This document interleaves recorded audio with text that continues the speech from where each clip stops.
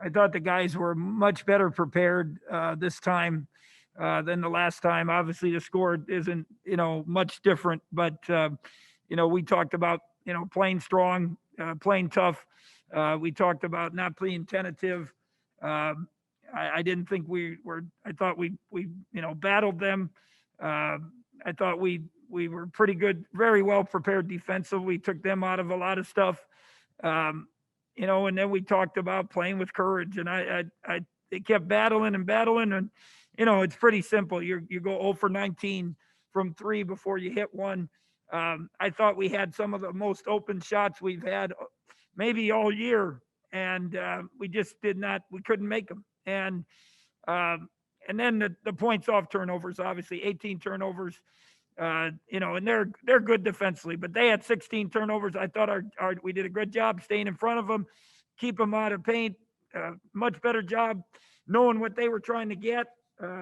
Obviously, they're going to get something, but you hold them to 26, and that's with a bonus point at the end, and you get you're on track to hold them in the low 50s, and they only get 59, and they got some of those down the stretch, but it's 30-26, and they made a couple big plays. Got it to 8, got it to 10. We cut it back, I think, to 9 or maybe 11. I'm not sure. But then we just had some bad possessions. I think we just kind of lost our poise at that point. So, disappointing for the guys. I know how much it meant for them. I thought, like I said, I thought we were more ready to play. We battled them, defended them. But we get 12 offensive rebounds and we only get 8 second chance points. So it's just those are the plays, those are the difference makers in the game. Thank you, Coach. Questions for Coach?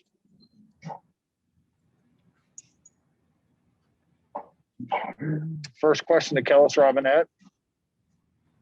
Maybe it's a hard question for a coach to answer because you're not out there shooting, but why do you think the shooting was so off tonight? I don't know, and we haven't been good shooting all year. You've watched us, but we've been better than that, and obviously Nigel's been pretty good. I think when I talk on one end of the court, you're asking them to be intense, ready, just playing on their toes, and I thought we did a lot of good things on that end. Then on the other end, you have to be relaxed, you have to be confident, and you have shoot and have poise. And I think maybe the adrenaline one, it's so bad. You got to take that relaxation, and that makes a big difference in the game. In hindsight, is there anything you could have done to work the ball a little bit more inside when the shots weren't falling? Well, I think they were taking away the inside, and that's why I guess maybe they were giving us. We did a couple different looks, some things that we thought might work. I thought we made good skip passes. I thought we made good reads. I did like, obviously Dejuan, you got to give him a lot of credit. I didn't even know if he'd play today, be honest. And I probably overdid it with him. I hope he's okay. We're going to have to probably rest a little bit tomorrow. But what Dejuan did he drove on the closeouts. Our other guys settled probably for the threes. And that was probably, I wish some other guys would have been a little more patient, possibly gotten the paint. But every time we kept getting in there and making the right passes, then you end up with a wide open shot. And we didn't make them. We just didn't flat out make them. Thanks, Bruce.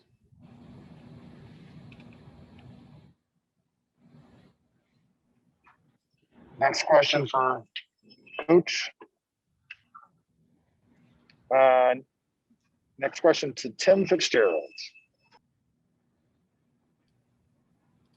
Hey, Coach. How do you get a young team to break this habit? I mean, they were 1 of 22 until those last two went in, and they shot 44% from inside the arc. I mean, it would seem clear where they need to be shooting the ball. And some of it, again, the one thing, I said the other day, Kansas is good defensively, and they got some mature guys. They read stuff. They're very, very good on scouting report. They know your sets. Garrett, obviously one of the better defenders in the country. Obaji's very good. Christian Braun's really, really smart. so now you got to take what they give you. And obviously, if you penetrate and kick and somebody's open, we always say there's no better open than open. And there was, a couple possessions I thought as the game went on, maybe we turned some down. Now we went inside and then we ended up forcing a turnover. So just get in the gym, get a smile on their face, hope that because threes really haven't been quite as much a problem, shooting as many as we did early in the year. But obviously today, when you start the game 0 for 19, it makes a big difference. Thanks, Coach.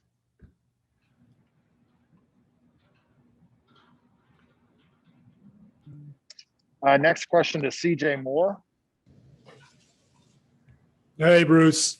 Just curious what you think of their ball screen coverage and how they've been able to improve that through the year. Well, they're different, and everybody, our league, that's what makes our league so unique and so tough to deal with, especially with young teams, because every game's a little different how people guard things.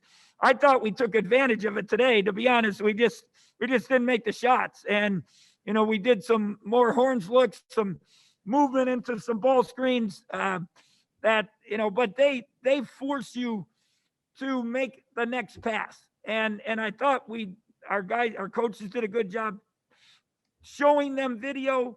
I thought our kids recognized it. We at times we made the right play. I thought we skipped. Dejuan drove. And then other times we had open shots. We didn't.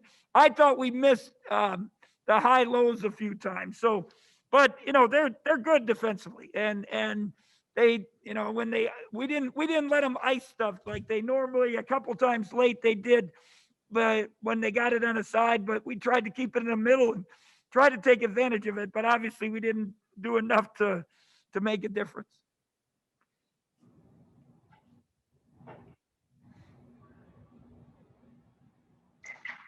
Next question, Michael Goins.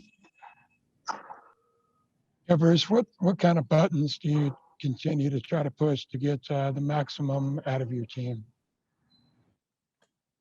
I mean, are you saying they played hard? Is that what you're saying? I guess I just want to make sure I know your question.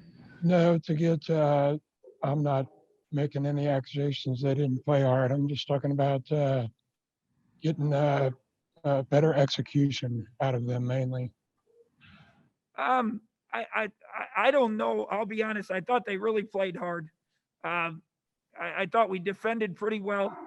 I thought some of the execution was pretty good. We made the right reads. We just didn't make the right shots.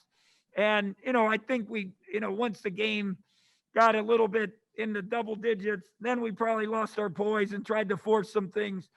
And I think the guys are just trying to make a play. And we've done that. I think we've done that early in the season, early in games, but I didn't think we did that as much. I thought Tone, as good as he's been, I thought he forced a couple things, couple other guys, but everyone, they forced things. Garrett's a senior. He dribbled off his foot 2 or 3 times and, threw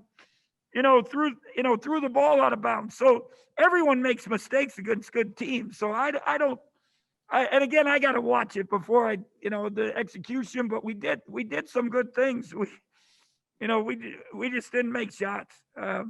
Obviously the turnovers are a big difference, but again, they have 16, we have 18. So you got 2 teams that are fighting their butts off.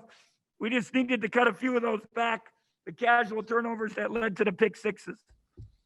And where Davion Bradford is concerned, does it come with experience to be more of a space eater and just take up room in the lane? Yeah, our Casey and him, we've showed him on film. One, they got to get, Davion's got to get stronger, and he's got to learn the post. I thought we did a much better job on McCormick today, fighting him in the post, because he does know how to post, and he's learned. Freshman year, they didn't play him. Sophomore year, a little bit, and then this year, he's become a major factor and is improved as anybody in the league. So I thought we did a good job, but he realizes where the ball is coming from, and he's got the strength now and the knowledge of how to get it. And they look for him. Avion seems to be always a step behind posting up. Casey overdoes it. We did miss him a couple times. I thought we missed a couple. And one of the things, to Kansas's credit, they are pretty good post feeders, and they got pretty good size, and they're able to throw it over your defenders. But we were much better than the first game against them as far as that goes. Thank you, Bruce.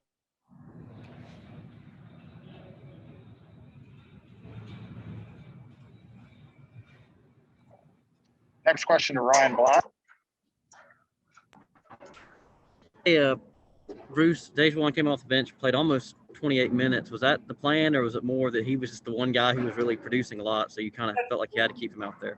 I didn't realize he played that many. Obviously, he had some success, at least getting to the hoop, making some plays. He did ask out in the second half, and we probably overdid it a little bit with him, but he was playing well. And I told him today, I called him in the morning. I just said, how do you feel? I called Luke Sauber and asked him what he thought. I just said, Dejuan, we'll see how the game goes. And, I said, you got to be patient with yourself. You have practiced 2 days out of the last 17, and you had a traumatic injury. So, to his credit, he came back, and but it definitely was, he needed a break. We probably overdid it. I hope I didn't overdo it. We don't have him on Saturday. How gritty of a performance was that, though, Bruce? Because, he said he's nowhere close to 100% right now, and to come off the bench and play as well as he did, I think is pretty – again, be the only guy in double digits for you guys scoring is pretty impressive. It was really good. Again, maybe a little more relaxed, not knowing if he's going to play or not, and then he made the right reads. You got to give him credit. I'm happy for him. He had some success. Obviously, I would have liked him to make a couple threes, couple other guys make some open threes. But happy Dejuan was able to come back and give us a nice spark off the bench. And then last thing for me, Bruce, it was something that I asked Dejuan about. Obviously when you get behind, the tendency I think is to want to shoot threes, try to make up the ground quicker. But how did you kind of tell the guys to balance that between taking what the defense gives you versus also, maybe guys were just not making threes, try to maybe dribble in some more? Well, like I said, I thought they really, and I'll have to watch it, but I thought they really packed it in. They were giving us the open shot. And then if you turn that down, now you end up turning it over or making a bad play. So, we've talked with Antonio about shooting 15, 17 footers yesterday in practice. He probably made 6, 7 in a row. And, today it would have been nice to get a couple other ones. He's been really good for us. Not quite as good today. And there was that back-to-back. Antonio had a 17-footer wide open. Then we ran a similar play. Antonio swung at the Dejuan, and there was no one. I might have been the closest one to him, and he missed that three.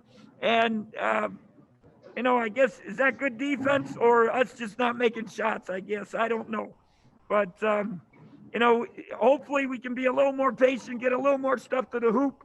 I think that's where Dejuan had success. Maybe the other guys got to do that, but they did.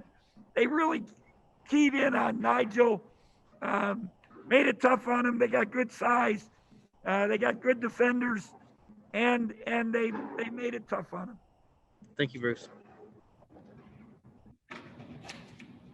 Next question to Kellis Robinette. Hey, Bruce, looking ahead, is the expectation that you guys will be able to get down to Fort Worth and play TCU as scheduled?